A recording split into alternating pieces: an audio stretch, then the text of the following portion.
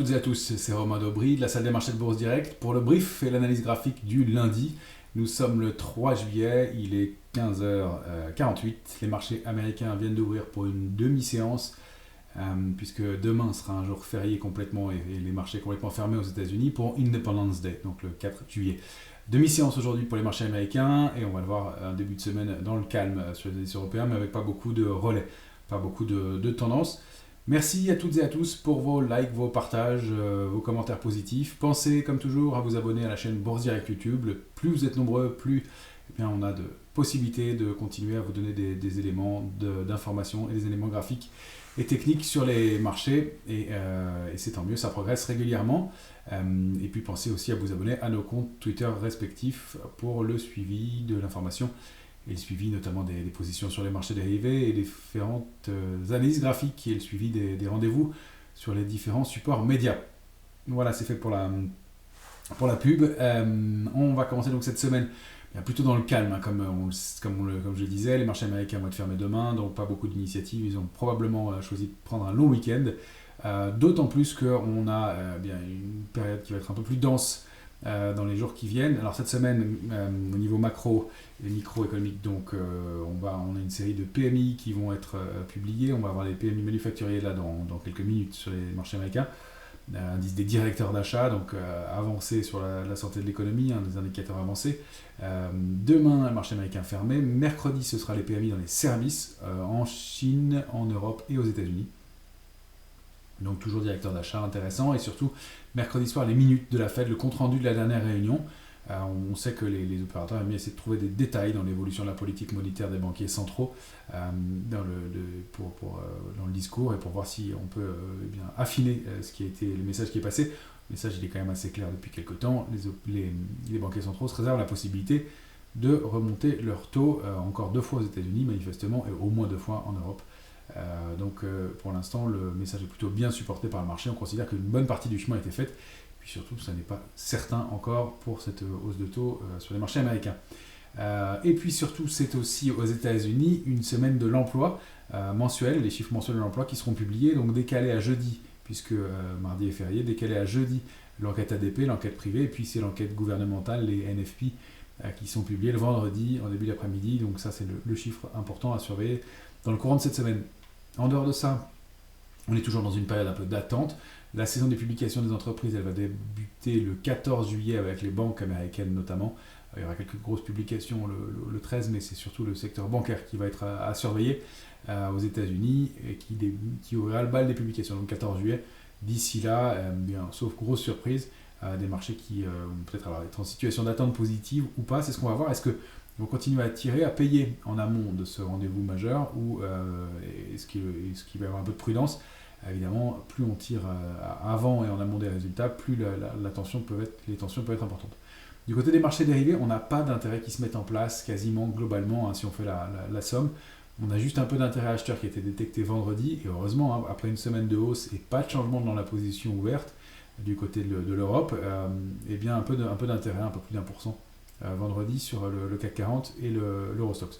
Si on regarde globalement, depuis l'échéance technique des marchés dérivés, les indices à vendredi soir étaient quasiment sur le niveau de cette échéance technique et avec quasiment aucune création d'intérêt. Sur le CAC 40, 10% de positions ouvertes en moins, mais c'est un peu de l'équilibrage après des positions qui n'avaient pas été reconduites, donc on solde un peu. Sur l'Eurostoxx, on le rappelle, on avait vu 20% de baisse de la position ouverte.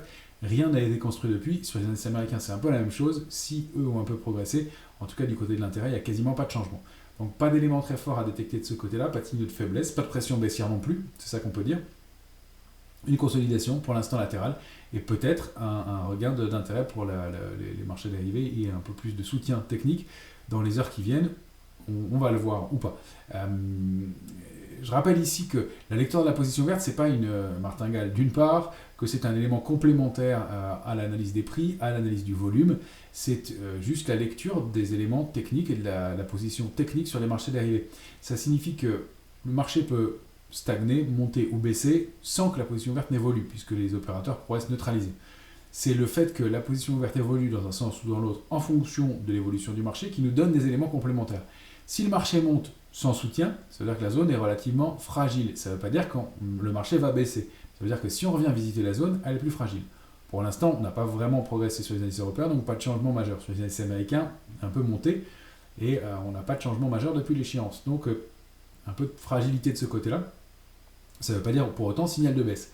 Et aussi, ce que je tiens à préciser, c'est que la position ouverte peut commencer à évoluer à partir de certains niveaux. Donc on peut avoir une zone faible en intérêt, et puis le débordement de certains niveaux va faire naître de l'intérêt, et donc le marché peut partir à la hausse, même sur une base fragile. Donc attention à l'interpréter pour ce que c'est-à-dire un élément de confirmation d'une tendance et de soutien, et ce n'est pas en soi seul un détecteur de tendance. En revanche, quand il est là en complément du reste, eh bien, il donne un signe de force ou de faiblesse ou de fin de tendance éventuellement. Voilà pour cette partie-là. Pour ce qui est de la couverture dans les portefeuilles, c'est intéressant de noter que le niveau de couverture reste équilibré. Il a un peu baissé sur le CAC 40, évidemment, on a progressé la semaine dernière. Il est relativement équilibré sur les indices européens et sur l'Eurostoxx notamment, sur l'indice S&P aussi. En revanche, sur les actions américaines, on voit qu'il y a un niveau de couverture qui est relativement faible, et ça depuis plusieurs semaines maintenant. Donc attention aux mauvaises surprises, encore une fois au contre-pied. J'étais un peu prudent depuis quelques jours, le marché s'est bien repris. On avait quand même bien détecté la consolidation post-échéance technique des marchés dérivés. Elle est quasiment invalidée, on est en train de déborder des niveaux, on va le voir. Reste que pour l'instant c'est creux et qu'il n'y a pas le même comportement, pas le même soutien qu'avaient les indices précédemment. Mais on peut continuer à monter malgré ces considérations-là. Donc ce sont les niveaux techniques qu'on va surveiller, puis le comportement des prix, même si ce début de semaine va être un peu maigre en information. Voilà pour le contexte. Je vous propose de passer comme d'habitude à l'analyse graphique du S&P en hebdomadaire. Le voilà. On ouvre la semaine sans tendance du tout, à tel point qu'on ne la voit pas, la bougie hebdomadaire. Elle est ici. Je supprime la ligne horizontale, la résistance à 4447. Voilà, on est là pour débuter cette semaine, pile sous ce niveau. Donc les tops récents, un niveau technique majeur, 4447, et pas d'initiative aujourd'hui. Alors c'est normal, puisqu'il y a demi-séance aux États-Unis. Et le marché américain fermé demain, donc il est compréhensible et logique qu'on n'ait pas plus de prise d'initiative aujourd'hui, et encore une fois, compte tenu du contexte. Alors, il y a eu ce gap ouvert un vendredi dernier avec un volume un petit peu supérieur. Il faut rappeler que c'était aussi la dernière séance du mois de juin et la dernière séance du trimestre et la dernière séance du semestre. Donc ça fait un cumul d'éléments. En général, il peut y avoir plus de volume. Là, c'était un petit peu plus, pas énormément. On n'a pas débordé 4447 ou très légèrement en clôture. On s'installe autour. Donc, un niveau à surveiller. Attention évidemment à ce gap retour sur le S&P, sous le pied de ce gap. Donc, entre 4422 et puis ce niveau de support intermédiaire, 4425. Ça, c'est évidemment un niveau à préserver au risque d'aller combler le gap. Alors, une ouverture en gap sous ce niveau-là ne serait pas bon signe, évidemment. On rappelle que la ligne de tendance haussière de court terme qu'on a réajustée, elle se situe plutôt par ici, donc on peut tout à fait retracer de 3, 4, 5% sur le S&P sans remettre du tout en cause la tendance. Voilà, on peut aussi ranger. Pour l'instant, on n'a pas d'indication graphique très forte. Consolidation, sortie puissante en gap. Pour l'instant, c'est gap de rupture. Donc la cible légitime, c'est d'aller chercher 4522. Encore une fois, on ne voit pas très bien les drivers ni les volumes pour permettre de faire ça tout de suite. Mais on n'a pas d'invalidation de la hausse, pas de figure de retournement à ce stade, début de semaine un peu dans le calme. Du côté du Nasdaq, lui aussi on en avait parlé ensemble, on avait envisagé ce rebond possible d'aller chercher les tops, d'aller voir ce qu'il en est. On est remonté vendredi avec un peu plus de volume que les jours précédents, mais un volume quand même inférieur à la moyenne. Donc attention à ça aussi. Et puis voilà, est-ce qu'on va avoir les moyens d'aller déborder 15 265 ? Pour l'instant, on n'a pas encore les drivers, mais pas d'invalidation, pas de figure de retournement. Attention donc au retour sous le pied du gap de vendredi. En plus, c'est un niveau 15 086. Mais on s'est bien installé au-delà de 15 042. On avait dit que c'était notre plafond de verre, ça a été le cas de très court terme. Donc voilà, on continue, on repaye et on a même un petit canal qui s'est dessiné haussier. On peut aller en chercher pourquoi pas la borne haute. On rappelle qu'on avait quand même eu cette couverture nuage noir, signe d'arrêt dans la tendance. Et puis, des volumes pas extraordinaires dans une phase qui est plutôt d'attente, mais attente solide manifestement. Attention en revanche au retour sous 14 946. Là, on a validé pas mal de choses. Et 14 785, là, ce sera le déclenchement d'une impulsion baissière plus marquée. Le dernier support majeur avant un mouvement de consolidation assez solide, c'est 14 574.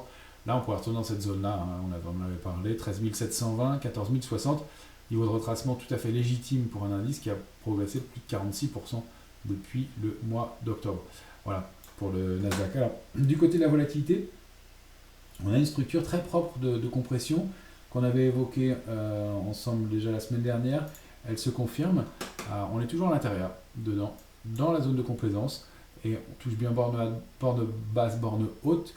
Et on a buté ce matin sur la borne haute de ce petit biseau. Donc en cas de sortie, hein, si on dépassait donc, en clôture 13,90 ou en séance de façon marquée, on pourrait aller rapidement chercher des niveaux de volatilité situés autour de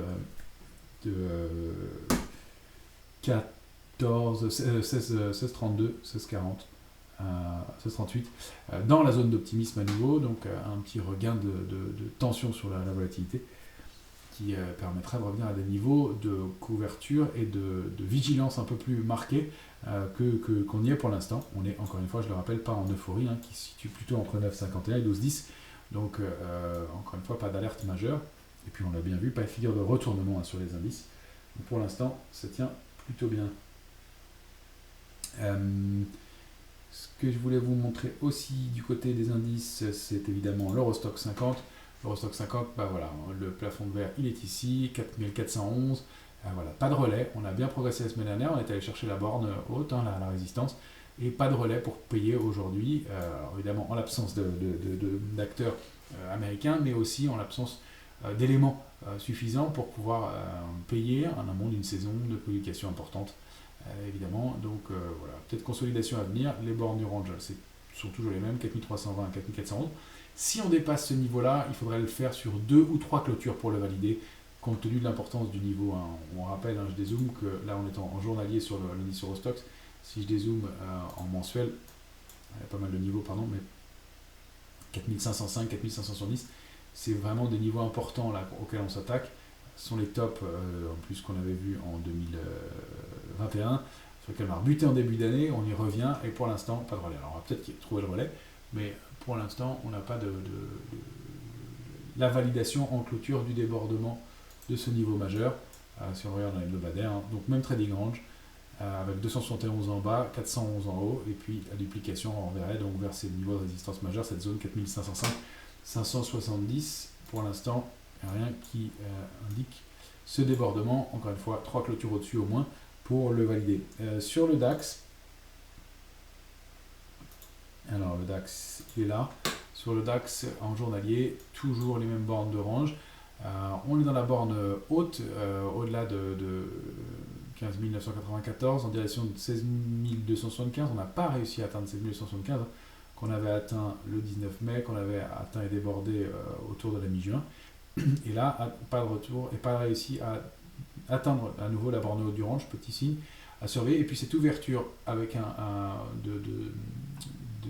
en début de semaine, avec donc tentative d'ouverture sur les plus hauts de la semaine dernière, et puis retour à l'intérieur de la bougie. Alors il faudrait qu'on soit en haut de marché vraiment pour voir une couverture en nuage noir, mais vous voyez, un signe technique, en tout cas, si on peut en lire des signes forts en ce début de semaine, c'est probablement pas trop, mais un signe technique de reprise un peu de la main par les vendeurs, ou peut-être d'allègement de position technique. On a bien rebondi la semaine dernière, et puis on a bien invalidé la baisse précédente liée à l'échéance des marchés dérivés. Si on regarde le futur CAC 40, on va se positionner en 14 heures cette fois-ci. Là, on avait donc bien identifié ce range, hein, 7158, 7382. On l'a débordé franchement sur une clôture. 7435,5 était un niveau de résistance important. On voit que le relais ne s'est pas produit, il n'y a pas d'alerte. 7404,5 est un support intermédiaire intéressant. On est collé dessus pour l'instant. On n'accélère pas à la baisse. Tant qu'on est au-dessus de 7382, l'impulsion haussière est confirmée. On va préférer valider cette sortie avec 3 clôtures parce que c'est évidemment un niveau important. Mais on aura en résistance 7435. 7484 pourrait être importante aussi comme résistance. Et la cible idéale du mouvement, c'est 7604. Donc avec 3 clôtures, donc on est en passe de faire la deuxième au-delà de 7382. On pourrait considérer que la sortie du range est bien validée et donc d'avoir ces cibles pour la suite en mire. Attention à la validation et au retour sous 382. C'est encore un niveau d'achat. En revanche, sous 361, on n'insistera pas.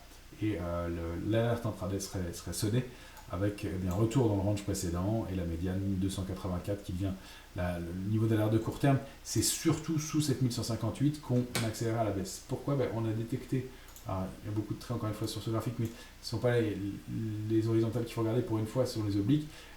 Sur le futur, point bas du 19 décembre, point bas du 20 mars et point bas du 26 juin. Ces 3 points bien alignés offrent une vraie ligne de tendance haussière de long terme. C'est sous ce niveau-là qu'il ne faut vraiment pas repasser. Et donc pour la semaine, ce point il est situé aux alentours de 7158. C'est là. Donc ça, ce serait vraiment gênant. On invaliderait vraiment quelque chose. Donc on a remonté notre niveau d'alerte de court terme, mais vous voyez, c'est encore discutable. C'est surtout sous 7158 qu'il se passerait quelque chose. Après, on a la zone, on en avait pas mal parlé, 6994, 7074. Du côté des matières premières, ça bouge un petit peu aussi. On l'avait indiqué ensemble dans le courant de la semaine dernière.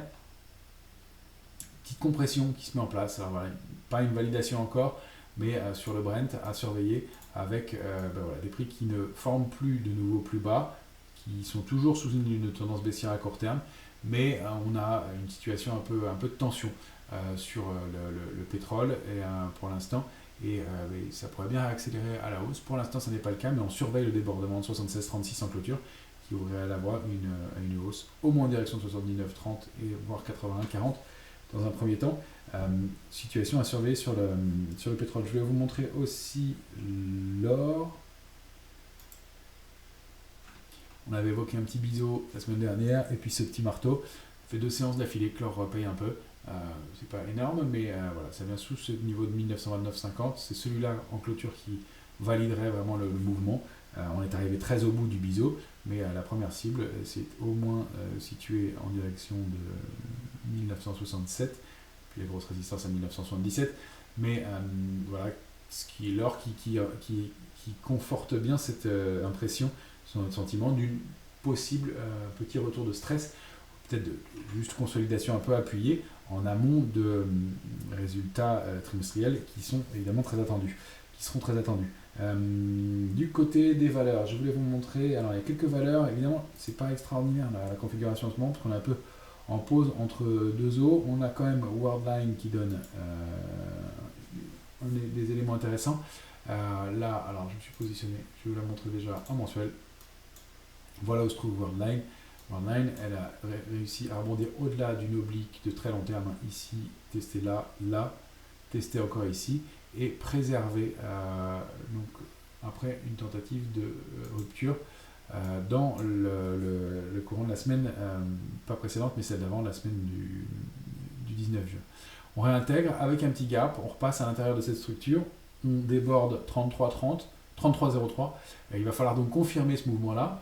Est-ce qu'on a une petite construction intéressante qui s'est formée, alors avec des volumes qui ne sont pas très solides non plus, ça c'est un peu gênant, mais on a cette petite structure qui s'est formée en V avec un gap ouvert ici.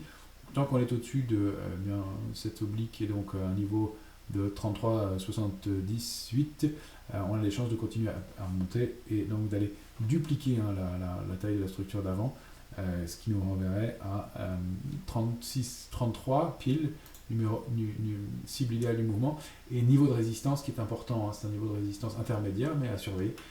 Voilà, les résistances majeures elles sont bien plus lointaines sur Worldline maintenant, donc des titres comme ça un peu en retard qu'il faut surveiller si on considère que la tendance peut se réaffirmer un petit peu à court terme. On a du mieux aussi alors du côté de l'automobile, les publications des ventes d'automobiles en Europe ont été bonnes ce matin, notamment pour Volkswagen, mais c'est Stellantis et Renault qui en profitent un peu, et ça se confirme, donc ça fait partie des valeurs, des actifs forts en ce moment, on en parle souvent de l'automobile. D'ailleurs, il est intéressant de noter que les équipementiers n'en profitent pas beaucoup, ils en ont profité un peu ce matin, mais pas beaucoup depuis. Alors là, cette structure sur Stellantis que l'on regarde ici, donc en hebdomadaire, Stellantis, je vais même dézoomer un peu, voilà à quel niveau elle s'attaque.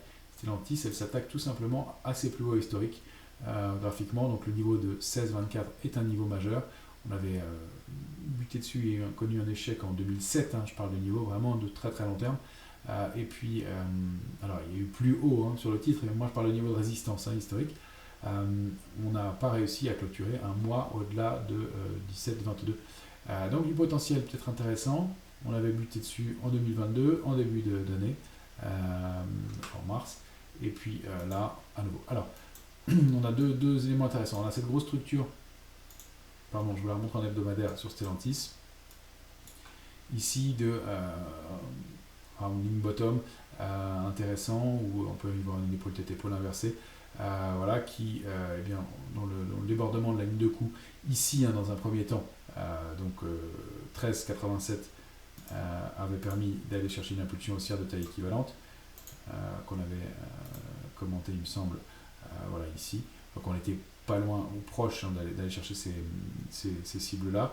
On s'en approche après une consolidation. On voit ces mèches basses, ces grandes bougies, ces grandes forces de rappel que connaît le titre ici. Et donc là, l'ouverture et le début de semaine autour de 16,24. Alors est-ce qu'on va avoir les moyens de déborder? Encore une fois, on fait ça dans des volumes qui ne sont pas extraordinaires, donc à surveiller.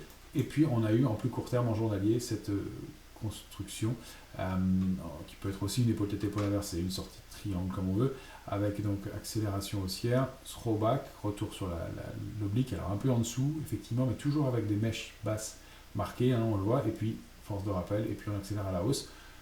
Donc des mouvements intéressants qui peuvent donner alors à court terme des mouvements de hausse complémentaires de l'ordre de la structure. Si on prend le cas bien un peu conservateur, voilà, on a des niveaux qui se situent aux alentours de 16,85. Donc encore un peu de potentiel de hausse, et puis surtout la grosse résistance 17,22. Voilà pour Stellantis ou Online. Je vais vous montrer aussi Renault. Alors Renault, c'est un peu différent comme schéma pour l'instant. C'est pas celle qui a le plus nos faveurs dans l'immédiat. Je voulais vous remontrer ce canal haussier au sein duquel elle évoluait depuis avril dernier, pendant un an donc. Elle avait débordé par là, elle repasse en dessous. Et puis là, elle revient buter dessus, précisément sur ce canal. C'est intéressant de conserver les anciens niveaux. On le voit bien ici quand on zoome en journalier sur Renault. On n'arrive pas à se réinstaller au-dessus. Donc, est-ce qu'on va trouver les drivers, le momentum pour le faire? Cette journée-là a été une journée de hausse avec du volume, depuis un peu d'indécision. Pareil, des bougies d'indécision. Attention à des retracements sur un titre qui est valeur forte depuis quelques temps maintenant, mais peut-être moins forte, moins de potentiel que Stellantis à court terme, à surveiller en tout cas. Au moins la réintégration donc, de ce canal haussier et de ce niveau de 38,74, 38,80 sur plusieurs clôtures pour pouvoir réactiver une dynamique et réaffirmer une dynamique haussière plus marquée. Voilà ce que je voulais vous montrer en ce début de semaine. Des éléments donc intéressants, un peu une situation de doute, manque de relais du côté des volumes, mais on a débordé des niveaux techniques clairement à valider, à confirmer en clôture. Donc mes craintes étaient injustifiées la semaine dernière, manifestement. Le marché est toujours solide. Encore une fois, j'insiste, on n'avait pas de figure de retournement sur les valeurs, mais une consolidation qui, en l'absence d'opérateur, pouvait être plus marquée. C'est ça qu'on a surveillé avec cette idée qu'il peut y avoir des vrais trous d'air et que quand un marché est un peu complaisant, quand il est un peu creux, voilà, la moindre mauvaise nouvelle, la moindre anicroche dans un marché comme ça peut déclencher des trous d'air et des alertes un peu violentes, un peu brutales, avec à mon avis des épuisettes et des forces de rappel derrière, probablement des opérateurs très, très opportunistes qui seraient là pour acheter sur repli, mais peut-être un peu plus bas. Donc c'est plus ça qu'on surveillait. Ça ne s'est pas matérialisé pour l'instant, on va voir comment se déroule la semaine. Encore une fois, il va falloir trouver des relais pour la suite. Je vous souhaite une excellente semaine à toutes et à tous. On se retrouve dans le courant de la semaine pour nos différentes interventions et vidéos et pour le suivi de ces analyses graphiques. Merci à tous et à toutes.